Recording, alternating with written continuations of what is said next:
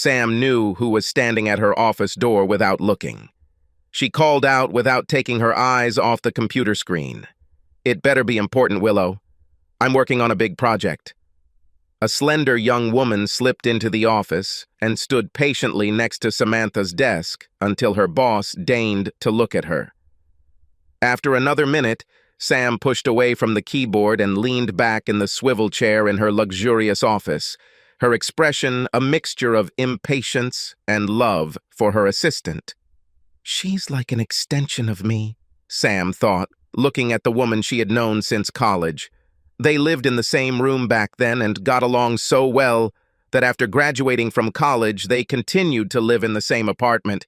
She would probably still be living with me if I hadn't found Mac. Sam met Mac McGraw 2 years after graduating from university and immediately decided that he would become her husband. Besides the fact that Mac was handsome and hard-working, everyone who knew him thought he was a truly good person. The young man did not immediately fall in love with the attractive and ambitious Samantha, and after he proposed to her, Sam left her longtime girlfriend and moved in with Mac. But Willow did not stand aside. They continued to hang out together so often that some of Mac's friends joked with him that he got 2 women for the price of 1. Sam and Willow remained close not only socially.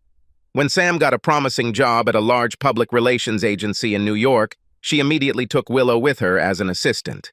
Her offer was not a charity. Willow was smart, diligent, and, most importantly, loyal to Sam, down to the last detail.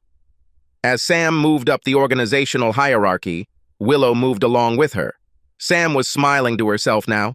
There were those in the agency who disparagingly called Willow Sam's favorite. But Sam relied on her a lot, even if, from time to time, she abused her friend's loyalty. "Ooh, Sam?" Willow cleared her throat. "Oh, sorry, Willow. I was thinking about my project. What do you have for me?" Now her young assistant looked extremely worried. "Sorry, Sam. I just think you need to look at this." With these words, she handed Sam her smartphone and pointed to an icon unfamiliar to Sam. "What is this?" Willow shifted uncomfortably. "It's called eRendezvous.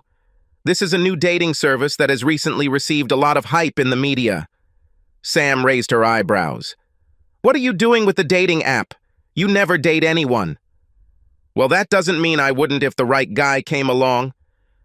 "So you've never used this app?" "I used it.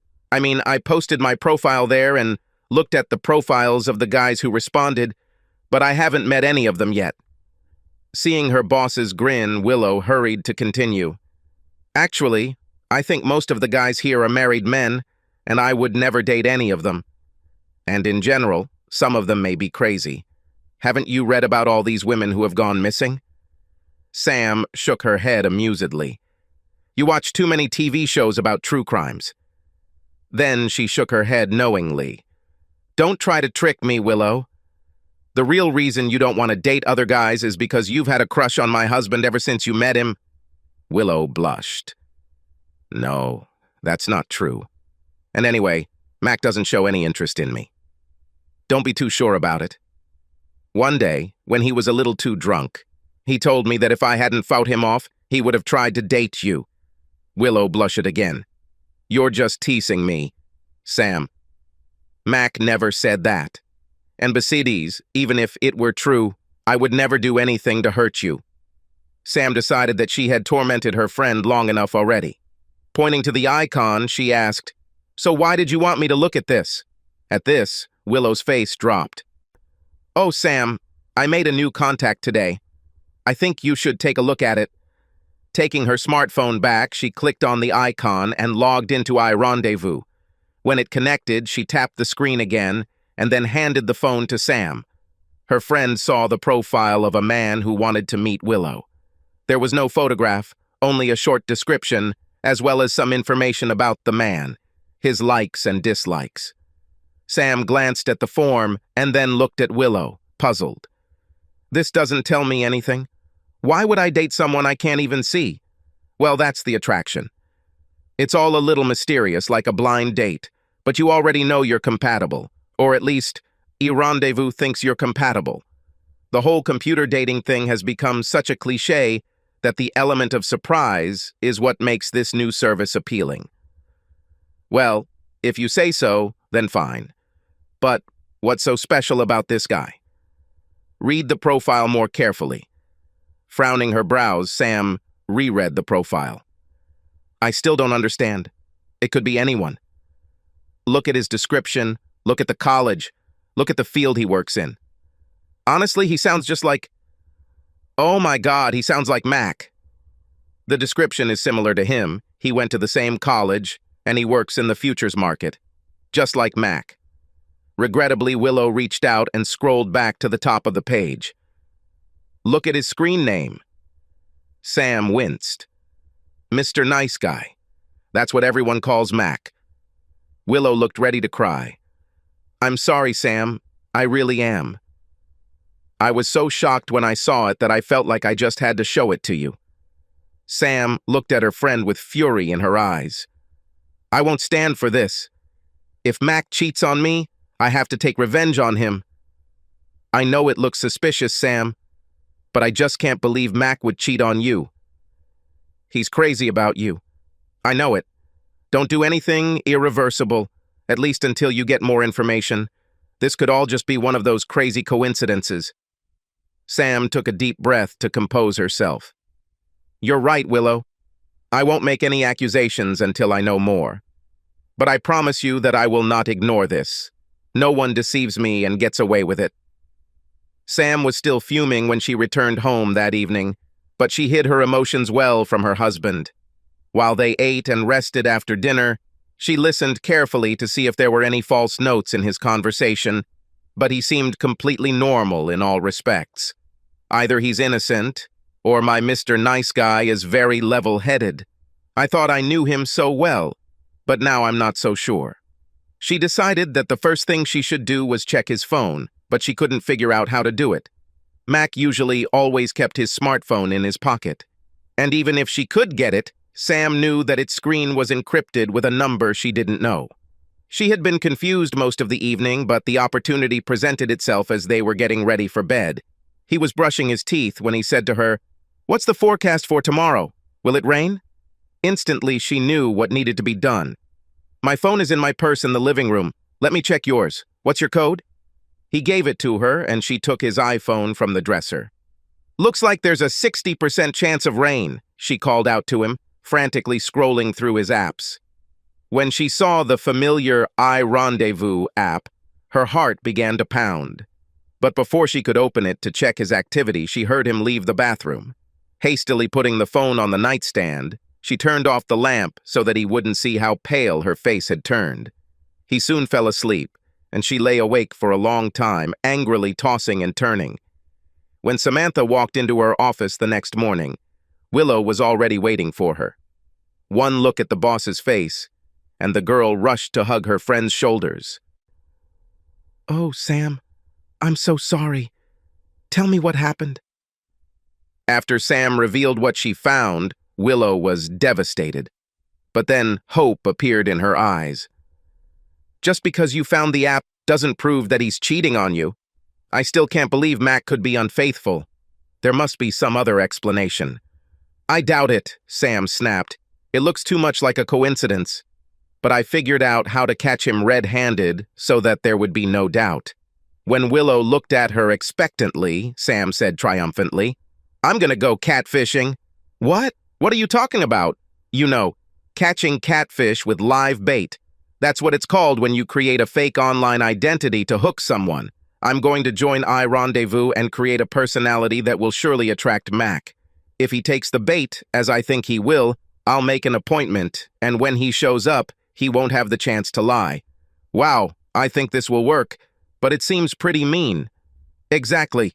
Now show me how to sign up for the service, and then give me some time to create a profile that is sure to attract him. An hour later, Sam called Willow into her office and handed her a piece of paper. That's what I came up with. You know Mac well. Do you think he'll be attracted to this? Willow glanced at the profile. Miss Unforgettable? Is that what you call yourself? Sam grinned wolfishly. If I catch Mac like this, I guarantee you he'll never forget what happens to him." Shaking her head, Willow looked back at the newspaper.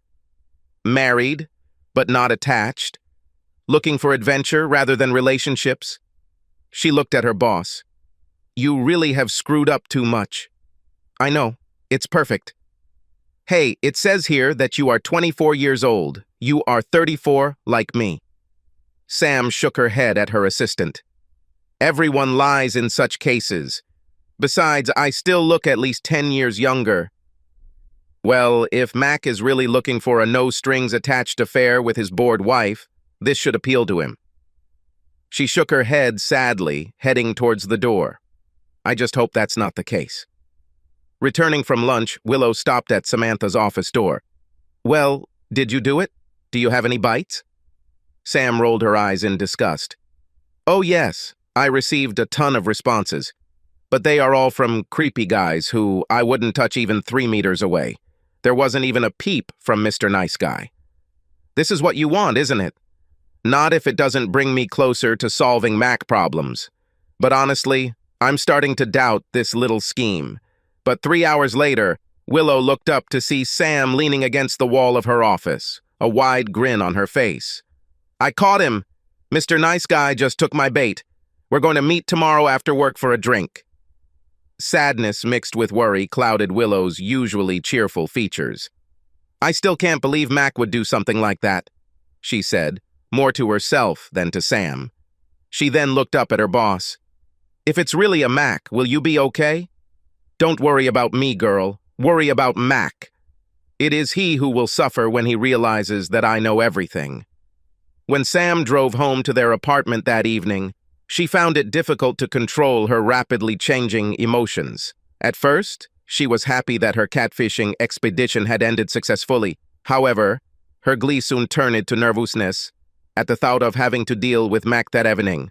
But the thought of him cheating on her fueled the fire of her anger, and she grimly told herself to be strong and act normal. "I have to act normal for one more day. I can handle it." When she entered the apartment, Mac greeted her with a warm kiss. She smiled bravely and answered him, hiding her vengeful thoughts behind a facade of normality. Indeed, everything about their evening went well, but when they were getting ready for bed, she could not resist a little harassment. "Oh, Mac, I forgot to mention that tomorrow I'll be a little late getting home. After work, I have a meeting with a client." "Okay, baby, no problem. What about you? Do you have any plans?" "Nope, just everything the same and everything the same." She nodded, but when the light went out, she lay there cursing him for being able to lie so easily. The next morning, Willow was surprised to see her boss in an outfit more suitable for a nightclub than the office. The low neckline was so revealing that it seemed completely inappropriate to Willow for a business setting. In response to her assistant's raised eyebrows, Samantha laughed unpleasantly. "I want Mac to take a good look at what he's going to be missing." As the day wore on, Willow became increasingly anxious about the upcoming confrontation. Just before leaving home, she stopped by Sam's office. "Are you sure this is a good idea?" "Absolutely. I can't wait to see the look on Mac's face when he realizes he's been caught." "Do you want me to go with you? For moral support?" Sam laughed. "No, I think I can handle this without you." A few minutes before 6:30, Sam walked into Massimo's, the lounge where she and Mr. Nice Guy had agreed to meet. The place was not crowded, and it took her only a short time to look around the room and determine that Mac had not yet arrived.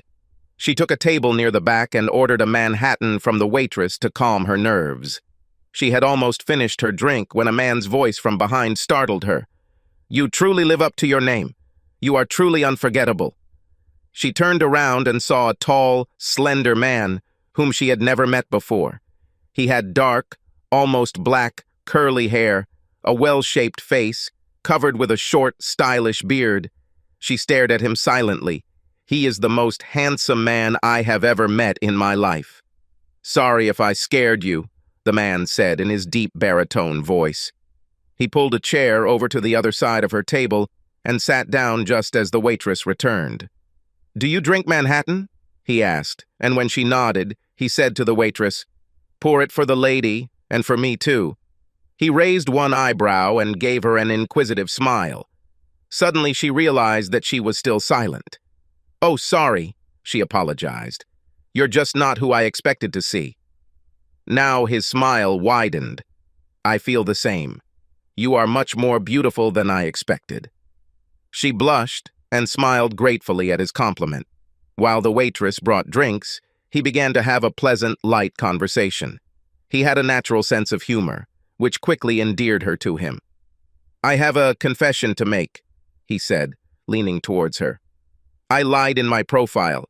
In fact, I am 8 years older than I indicated.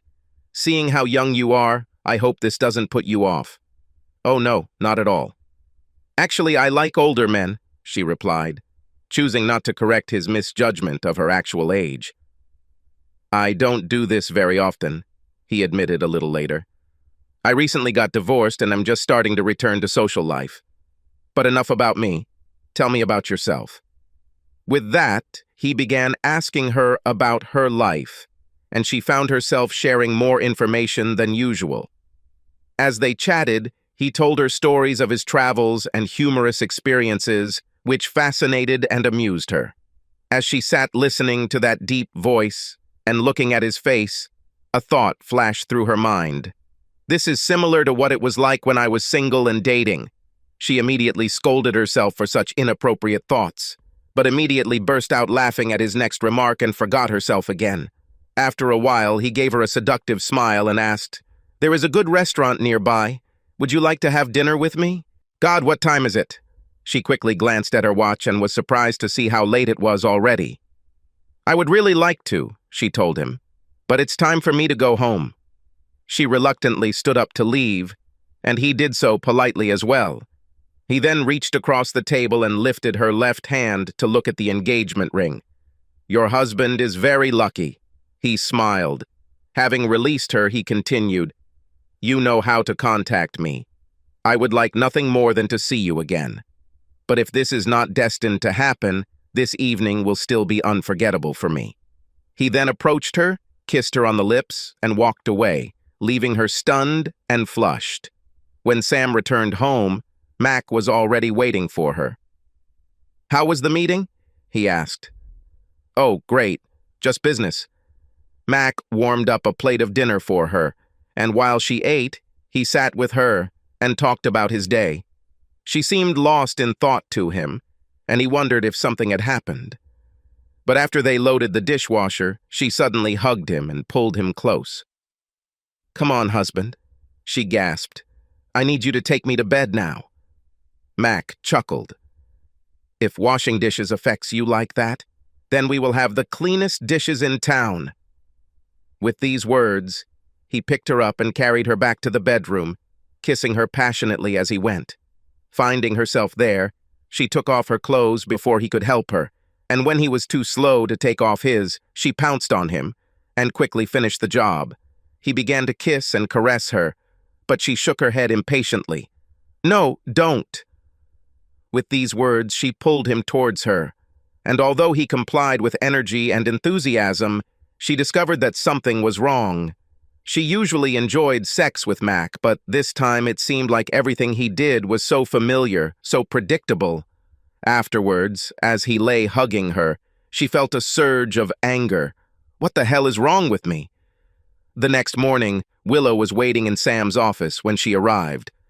"So, what happened?" she asked anxiously. "Was it a Mac?" Sam shook her head. "No, Willow, it wasn't him." "Oh, thank God. I just knew he wouldn't do anything like that." Sam couldn't help but smile at Willow's obvious relief. When her pulse returned to normal, Willow tilted her head curiously. "So what happened? You must have been terribly embarrassed and ashamed."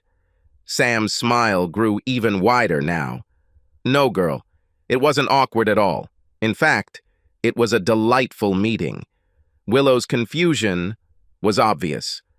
"So you didn't leave right away?" "No, I stayed there and had a couple of cocktails with him." "Why?" "Well, to be honest, he was the most handsome man I've ever met. Not only that, but he proved to be a fascinating conversationalist. He was witty and interesting, and I thoroughly enjoyed our conversation." "Is it true?"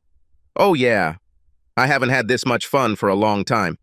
Wait a minute, Sam, you tried to catch your husband cheating. You don't have to start anything yourself. Sam shook her head smugly. Of course not. I would never do anything like that. It was just one of those random events that worked out well for both of us. Nothing will happen. Well, I hope not. With that, Willow returned to her work area to finish her work. Sam started reading her email, but got distracted by thoughts of Mr. Nice Guy. Even as she resumed work on the advertising campaign she was developing, she continued to remember the details of their conversation and the way he laughed while telling one of his charming stories. Later, after a light lunch at her desk, she found it almost impossible to bring her mind back to work. I haven't felt this way in ages. After wasting almost the entire day, she finally made an impulsive decision. Picking up her smartphone, she used the iRendezvous program to send a note to her new friend. I'd really like to see you again. If you're still interested, meet me the day after tomorrow at noon for lunch at the Midtown Hotel Bar and Grill. After sending the message, she sat in silence, surprising herself. This doesn't sound like me. I don't do anything like that. But the thought of seeing him again increased her desire. She spent the rest of the day checking her phone every few minutes to see if he answered.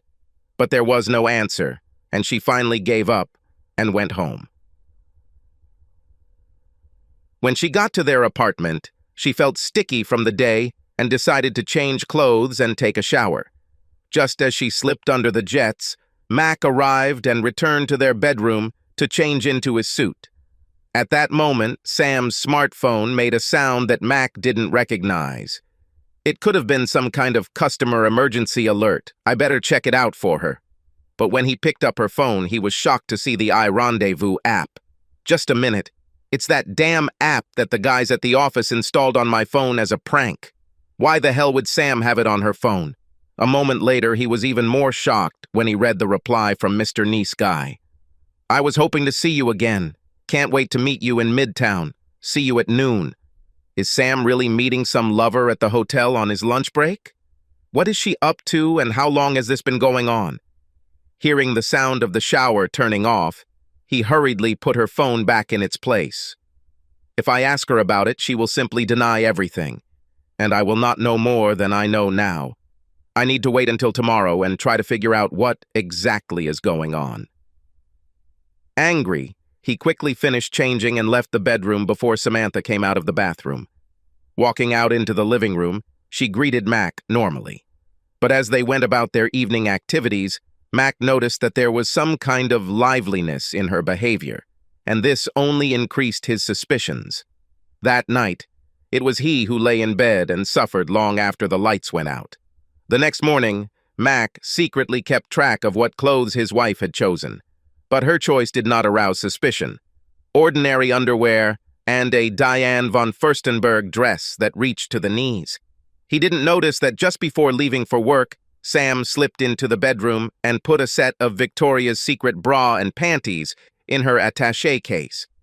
Sam's morning at the office started out normal, but as the time approached midday, she became increasingly agitated. Willow noticed her nervousness and wondered what was bothering her boss. Finally, Sam took her attaché case and went to the ladies' room to change. Just as she was checking herself in the mirror, Willow walked in on her. Her eyes darted back and forth between the underwear Sam was wearing and her casual underwear lying on the sink. She screamed in horror. "What are you doing?" Sam frowned and quickly tied her dress. "Listen, Willow, you don't have to say anything about this to anyone. Now let me go. I have to go to a lunch meeting." Passing by her stunned friend, she patted her on the cheek. "Now remember, don't say a word to anyone." With these words, she headed towards the elevator. When she entered the lobby of the Midtown Hotel, Sam saw that her companion was already waiting for her. When he rose to greet her, she hurried to him and kissed him passionately. "Damn lunch," she whispered in his ear. "We both know why we are here. I have a room reserved upstairs. Are you interested?" He looked at her with hungry eyes. "Very." They quickly walked to the elevator and once inside, warmly embraced. "Since I met you, I can't think about anything else." She sighed as he pulled her close to him. Before the hotel room door could close behind them, Sam began tearing off her clothes. She deliberately chose a sheath dress so that she could untie it and show off her underwear effectively. But now she was so excited that as soon as she dropped her dress, she immediately started taking off her bra and panties. When her lover saw what she was doing, he began to tear off his clothes. Sam was delighted to see his lean, toned body. Soon they were lying in each other's arms. He then turned her over on her side and smiled at her. "You lived up to your name again. It was truly unforgettable. Do you have time to repeat it again?" She glanced at her wristwatch and hesitated, but then reluctantly shook her head. "As much as I want to, I need to take a quick shower and get back to my office." "I certainly understand." She slipped out of bed and hurried to the bathroom to shower. When the water temperature was perfect, she carefully put on the complimentary shower cap to protect her hair. When she stepped under the water, she felt a breath of cool air, and suddenly it was behind her. Taking the soap from her hands, he began to lather her while she leaned her back against his strong torso. She quickly jumped out of the shower, dried quickly, and then put on her clothes, not forgetting to put on her regular underwear. Finally, she hurried to him to kiss him again. "It was amazing, but I have to go." But before she could leave, he caught her hand. Looking into her eyes, he said intently, "I want to see you again.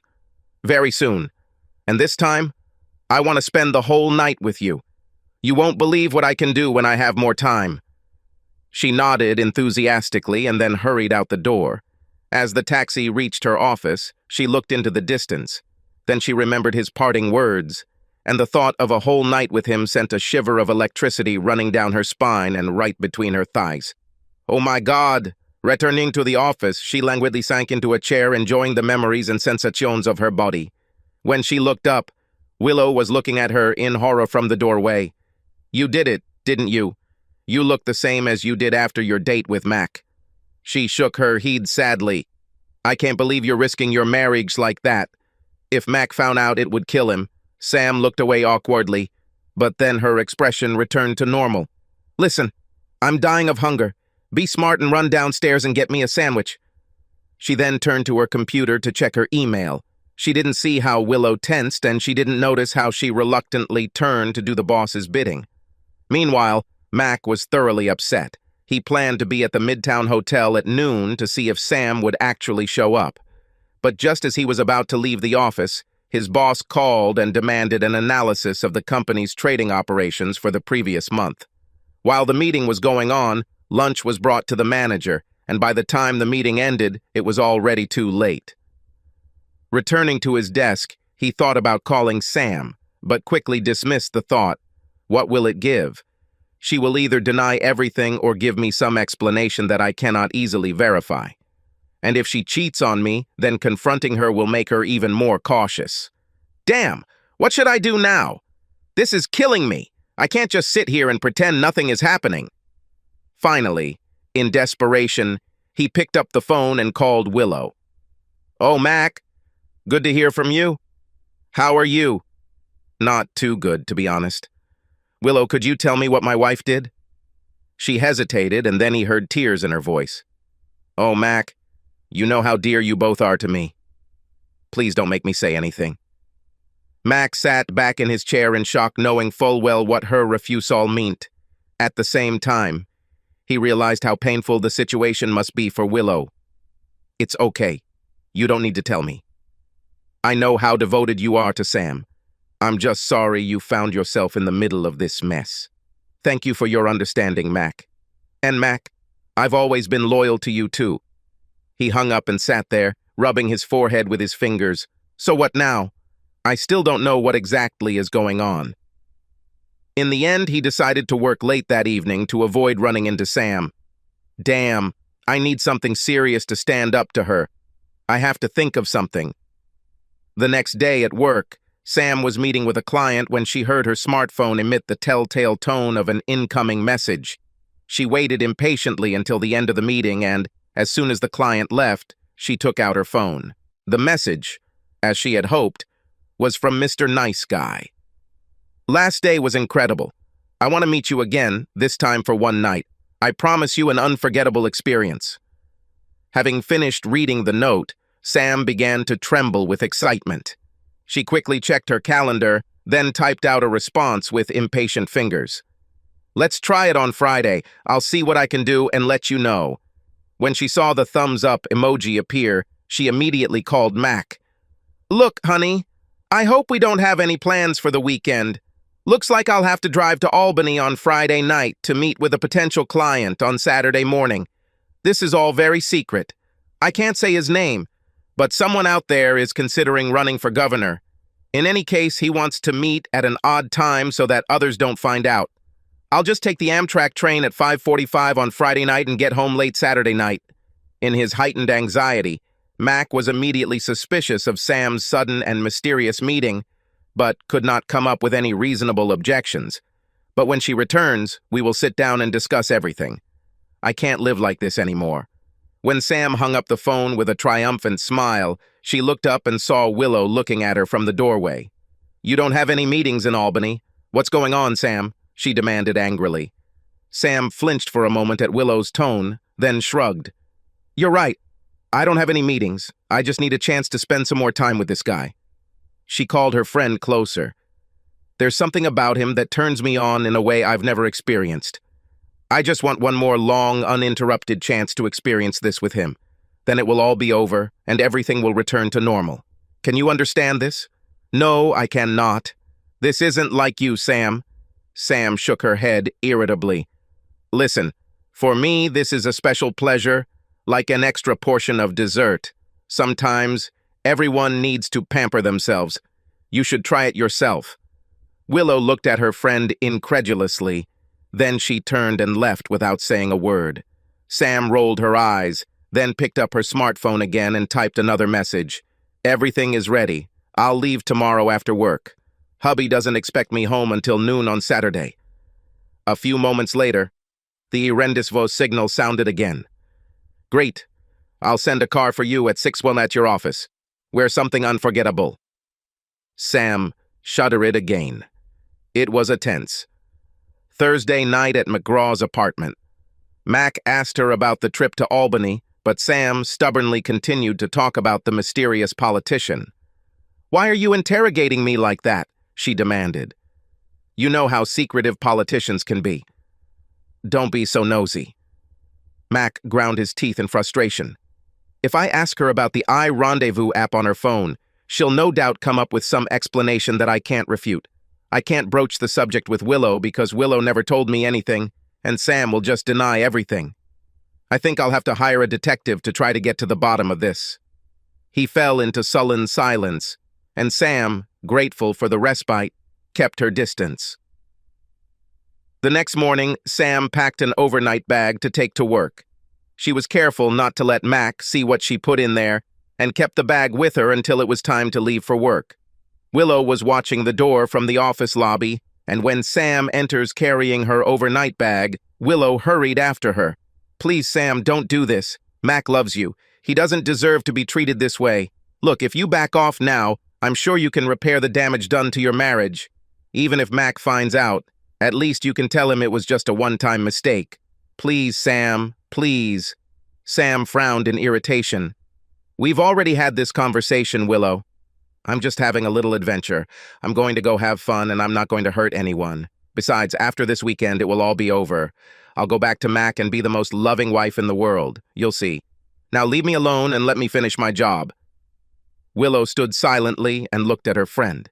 She then turned and walked back to her booth, wiping away a tear. Late that evening, Sam grabbed her overnight bag and went to the women's restroom.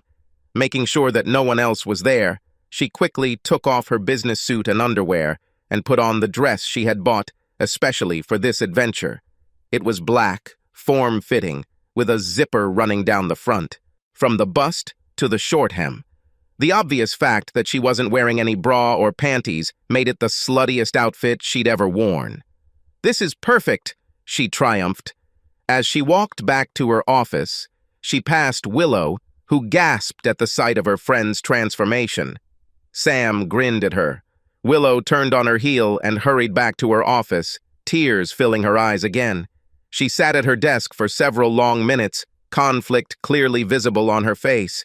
Finally, she sighed heavily and picked up the phone to call Mac. When he answered, she began to sob. "Willow, what happened? Are you okay?" "Oh God, Mac, I can't believe I'm doing this, but she left me no choice. It's Sam.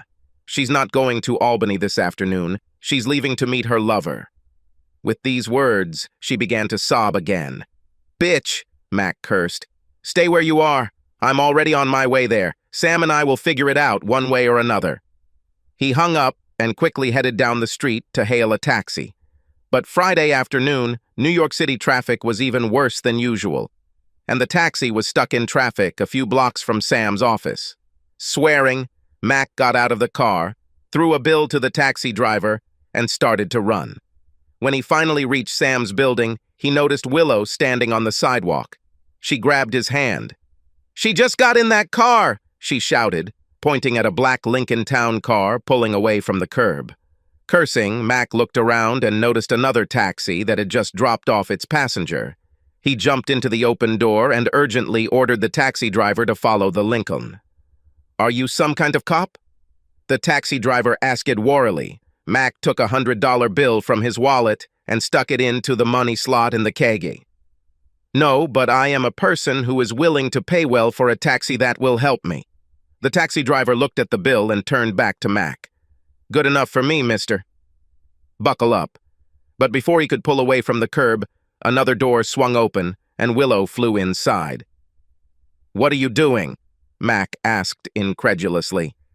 "I don't know, Mac, but I have to go with you." The taxi driver turned around in despair. "Well, so what? Should I go or stay?" Mac looked at Willow helplessly. "Go!" he shouted, and the taxi disappeared into the traffic jam. When Sam walked out of the lobby, she immediately noticed a town car pulled up to the side of the road. The driver, in uniform and cap, quickly got out of the car and politely opened the back door for her. Wow, he does everything well. She settled into the leather seat, and they drove in silence until they passed the first traffic light. The driver suddenly took off his cap and turned to her. "My God, it's you!" she exclaimed in amazement as Mr. Nice Guy smiled back at her, pleased with his little surprise. "It's amazing," she exclaimed. "You're just full of surprises." He chuckled and turned to continue driving when a horn sounded behind them. "Where are we going?" she asked after a few minutes. "We're heading to my place on Long Island," he said, looking at her in the mirror. "Just sit back and enjoy the ride. Oh, and to help you with this, I even prepared a Manhattan for you. You will find it in the refrigerator." Delighted, Sam enjoyed a cocktail and sat back, watching the traffic lights flow by. By the time they passed the Triborough Bridge, she found herself beginning to feel drowsy and soon fell asleep. The driver looked back at her in the rearview mirror and smiled. The taxi with Mac and Willow followed the Lincoln with great difficulty. Several times they almost caught up with them at a traffic light, but the taxi driver passed the intersection late, earning angry horns from other cars. As the taxi drove through the darkening streets, Willow told Mac everything that had happened. "I tried to talk her out of it," she told him apologetically, "but she just wouldn't listen." Then a worried expression appeared on the slender girl's face. "What are you going to do if we catch up with them, Mac?" He smiled darkly at her. "Don't worry, Willow. I'm not going to shoot anyone. What I want to do is catch them together, so there is no denial. If I'm lucky, I might even be able to take some candid photos with my phone."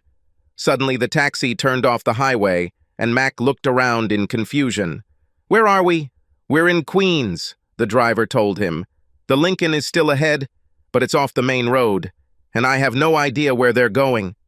The yellow taxi drove through the residential streets, trying to stay close enough to follow the big Lincoln, but not so close that they would be noticed. Suddenly, up ahead, they saw the town car turn sharply off the street and into the driveway of a large house-like structure. As the taxi pulled up and passed the entrance, they saw Lincoln's headlights turn over the side wall of the building and disappear behind them. The taxi driver stopped on the side of the road. "Okay, buddy, looks like it's the end of the line." After paying for the fare, Mac looked around. "What kind of place is it?" The taxi driver pointed to an unlit sign with a Gothic inscription. Rego Park Funeral Home. "It looks like your wife is having an affair with the funeral home director." "Anyway, that's all I can do. Now you're on your own." "Listen," Mac asked him, "how about leaving the meter on and waiting for us? We don't plan to stay here long, and it will probably be difficult to find another car at this time of day. I'll add another $100 if you stay." The taxi driver shook his head.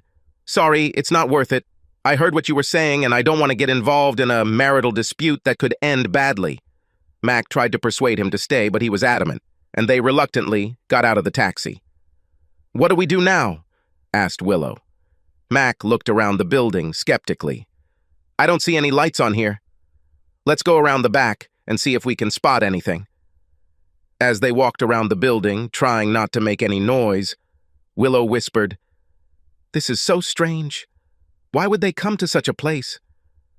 "I'll be damned if I know," Mac agreed. "Quite a strange place for a date in the hayloft." The two of them carefully made their way in the darkness. Samantha was awakened by a low temperature. Not only was the air cold, but the bed she was lying on was hard and felt like ice. Grumbling, she tried to sit up, but found herself securely strapped to an aluminum examination table, without sheets or pads. Her dress had disappeared, and she was completely naked. Raising her head, she saw her lover at the far end of the room. "Hey, what's going on? Free me." He turned to look at her. "Oh, you're finally awake. I was afraid I made your Manhattan too strong and you'd miss out on all the fun. That may be your idea of fun, but it's not mine. Now set me free." The dark-haired man shook his head disapprovingly. "You are the same as all the other unfaithful wives. You love to get around behind your husband's back, but when things don't go your way, you want things to go back to normal. I'm sorry, but that doesn't happen." Fear ran through her, but she was determined not to show it. "Let me free myself, and we can go to your bedroom. I'll be the best little slut you've ever seen." He ignored her. "That's exactly what my wife was like. When I caught her cheating, she wanted everything to go back to how it was before. But I knew that things would never be the same again. That's why I had to kill her." Sam gasped. "And when she was gone, I found more women who were just as willing to cheat on their husbands. I had no choice but to punish them too. There are so many of them. You will become the 8th. Horrified, Sam began to cry. "Please, if you let me go, I promise I won't tell anyone. Just let me go and I'll forget this even happened. I'm afraid I can't do that, my dear Miss Unforgettable. It'll ruin all the fun for me. But my husband will look for me. He will call the police. They will find you and all your victims and lock you up forever. Now you're getting bored. First of all, your husband thinks you're in Albany. He won't even start looking for you until tomorrow evening. And even when he realizes you're not upstate, he'll never find you, I assure you. My job allows me to hide my secrets." "But I thought you said you worked in the future." He laughed again. "It was just my little joke. When you say you're a funeral director, you don't seem to attract many women. But in a sense, I told the truth, because the funeral service is everyone's future. Of course, people like you don't have a very long future when they meet me." As he spoke, she saw him putting on a disposable biohazard suit. "What are you doing?" she asked fearfully. "I'm afraid that in a minute everything will become terribly dirty." Mac and Willow noticed light coming from the basement windows and carefully made their way through a row of bushes planted near the building. When they got close enough to look through the window, Mac gasped loudly when he saw Sam tied up on the examination table. "What kind of perverted sex is she into?" he asked in amazement. "No wonder I couldn't satisfy her." He took out his phone and started taking pictures. At that moment, Willow grabbed his hand and pointed to the other side of the room. "Look, over there. This must be the man she was dating." Mac turned his head and looked at Willow in confusion. "Why is he wearing this protective suit if they are going to have sex? Is there something wrong?" At that moment, the man picked up a saw. Willow screamed in horror.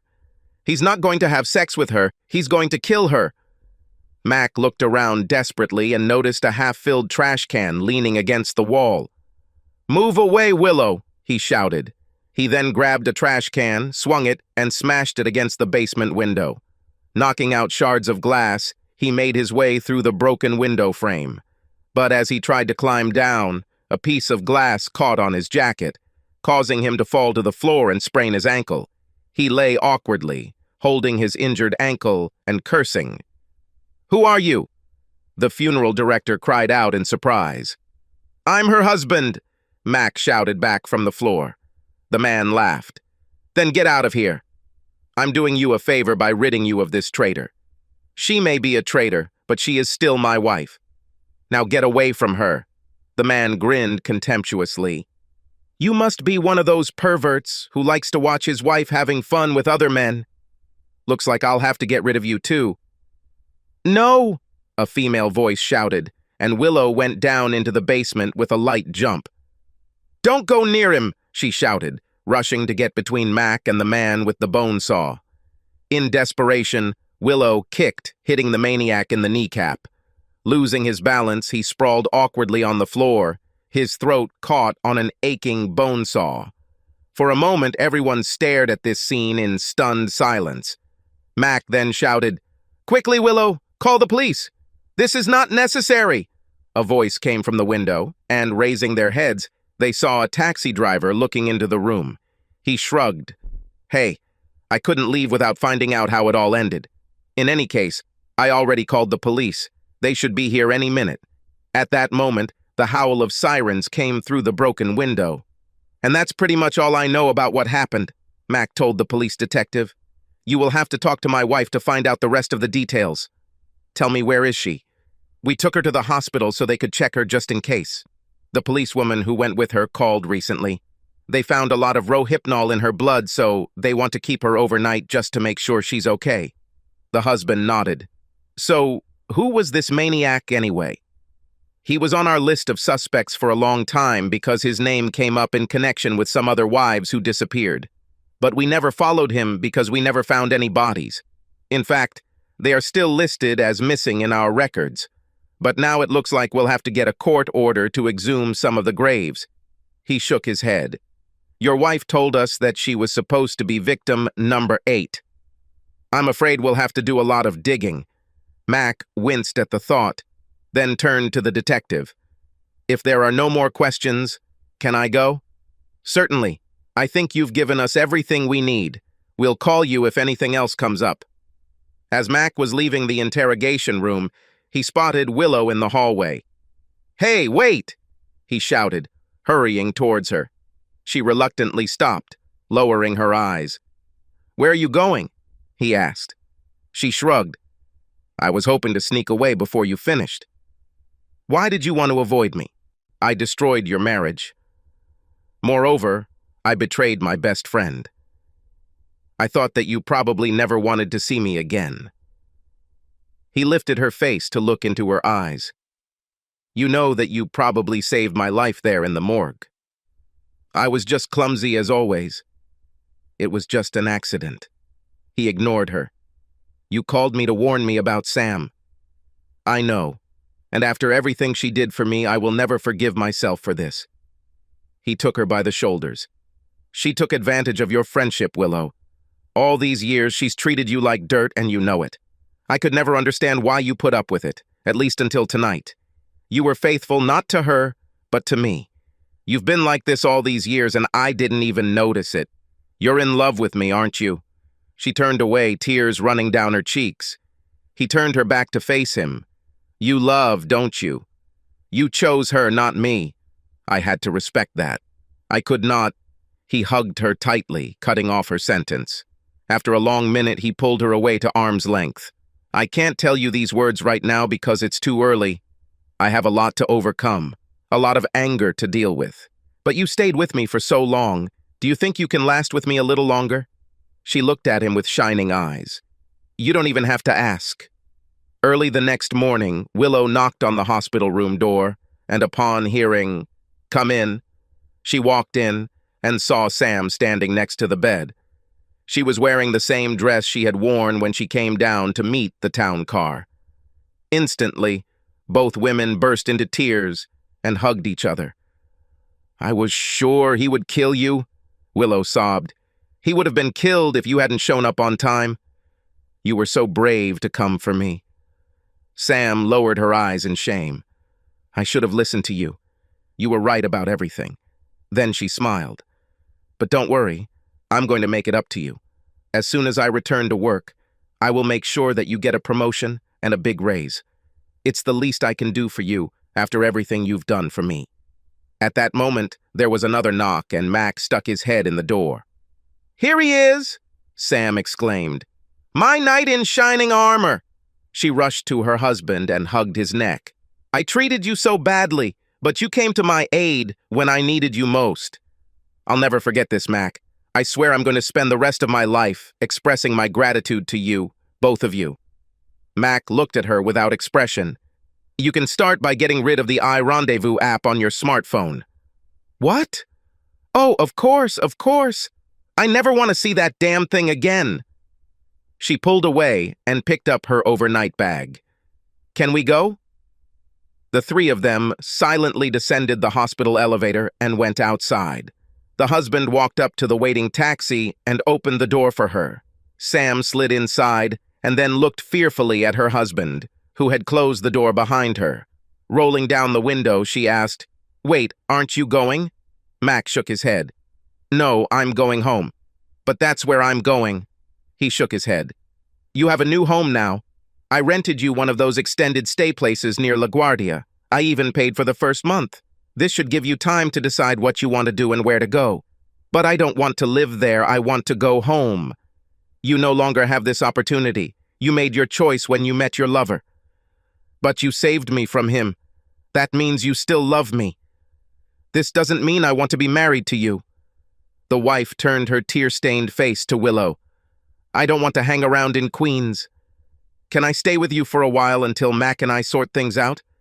"I don't think so, Sam. But we will work together.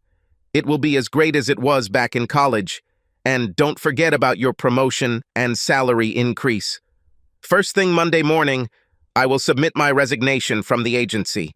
Headhunters from other PR agencies have been contacting me for quite some time. I decided it would be best if I accepted one of their offers."